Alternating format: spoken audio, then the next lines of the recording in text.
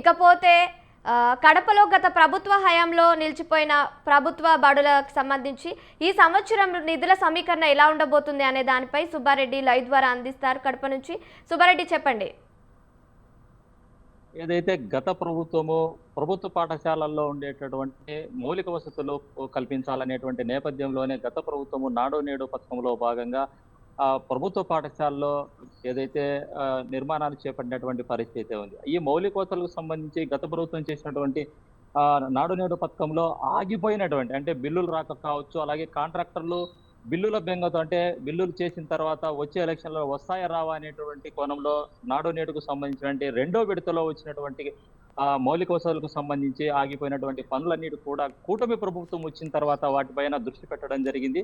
ఆ కూటమి ప్రభుత్వం మన భవిష్యత్తు పథకంలో భాగంగా ఏదైతే ఈ మౌలిక వసతులకు సంబంధించి క్షేత్రస్థాయిలో పరిశీలించి అందుకు సంబంధించి ఎక్కడైతే పనులు ఆగిపోయినాయో గత ప్రభుత్వం ఆపినటువంటి పనులన్నిటిని కూడా క్షేత్రస్థాయిలో పరిశీలించి నివేదికలు కోరినటువంటి పరిస్థితి. అయితే దీనికి సంబంధించి జిల్లాలో ప్రభుత్వం నుంచి వచ్చినటువంటి ఏదైతే మార్గదర్శకాల ప్రకారము జిల్లా స్థాయిలో ఉండేటువంటి విద్యాశాఖ అధికారులు మౌలిక వసతులకు సంబంధించి ఏదైతే రెండో విడతలో నాడు నేడుకు సంబంధించినటువంటి పనులు ఆగిపోయినటువంటి వాటిని అన్నిటిపైన దృష్టి పెట్టి ఆ క్షేత్రస్థాయిలో పరిశీలించినటువంటి నేపథ్యంలో అటు ఎంఈఓలు కావచ్చు, అలాగే ప్రధానోపాధ్యాయులు కావచ్చు, వీళ్ళందరూ కూడా క్షేత్రస్థాయిలో పరిశీలించి ఆగిపోయినటువంటి నిర్మాణాలకు సంబంధించి మౌలిక వసతులకు సంబంధించి నివేదిక తయారు చేసినటువంటి పరిస్థితి. అయితే ఈ నివేదికలో దాదాపు 390 కోట్లు జిల్లాకు అవసరం అనేటువంటిది కూడా ఒక నివేదిక తయారు చేసి జిల్లా అధికారులు అటు విద్యాశాఖ అధికారులకు పంపించేటువంటి పరిస్థితి ఉంది. అయితే మరి వచ్చే విద్యా సంవత్సరానికి సంబంధించి ప్రభుత్వ పాఠశాలలో పేద విద్యార్థులకు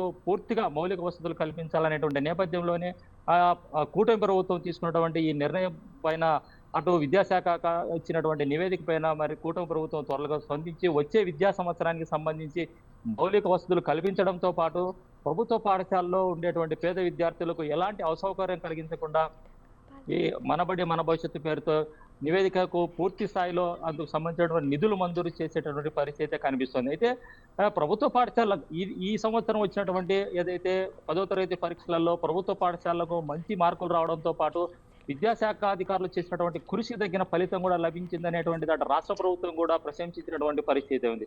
అయితే వచ్చే విద్యా సంవత్సరంలో కూడా ఇలాంటి రిజల్టే రావాలనేటువంటిది ప్రభుత్వ పాఠశాలలో ప్రైవేటు పాఠశాలలకు ధీటుగా అన్ని విషయాల్లో అంటే మౌలిక వసతులతో పాటు అటు ఎడ్యుకేషన్ విషయంలో కూడా ముందుకెళ్లాలనేటువంటిది కూడా ఇప్పటికే విద్యాశాఖ మంత్రి సంబంధిత విద్యాశాఖ అధికారులకు జిల్లా స్థాయి విద్యాశాఖ అధికారులకు కూడా దిశానిర్దేశం కూడా చేయడం జరిగింది. ఈ నేపథ్యంలోనే మరి వచ్చే విద్యా సంవత్సరంలో పూర్తిగా పేద విద్యార్థులకు కావాల్సినటువంటి అన్ని మౌలిక వసతులు అందించేటువంటి నేపథ్యంలోనే జిల్లాకు కావాల్సినటువంటి 390 కోట్ల నిధులు ప్రతిపాదనలు అయితే పంపించారో ఆ నిధులు వెచ్చించి ప్రభుత్వ పాఠశాలలో మౌలిక వసతులు కల్పించేటువంటి పరిస్థితి కనిపిస్తాయి. అయితే ఓవరాల్ గా చూసినట్లయితే మరి విద్యా వ్యవస్థకు సంబంధించి అటు విద్యాశాఖ మంత్రి తీసుకున్నటువంటి ప్రతి నిర్ణయాన్ని కూడా జిల్లా స్థాయి అధికారులు ముందుకు తీసుకెళ్లడంతో పాటు ప్రభుత్వ పాఠశాలలో ఉండేటువంటి విద్యార్థులకు మంచి బోధన అందించడంతో పాటు మౌలిక వసతులు కల్పించేటువంటి పరిస్థితిలో ఉందని చెప్పుకోవచ్చు. అయితే దీనికి సంబంధించి జిల్లా విద్యాశాఖ అధికారి సంశోధన కూడా వచ్చేటటువంటి నిధులు ఏవైతే ఉన్నాయో ఆ నిధులు వచ్చిన వెంటనే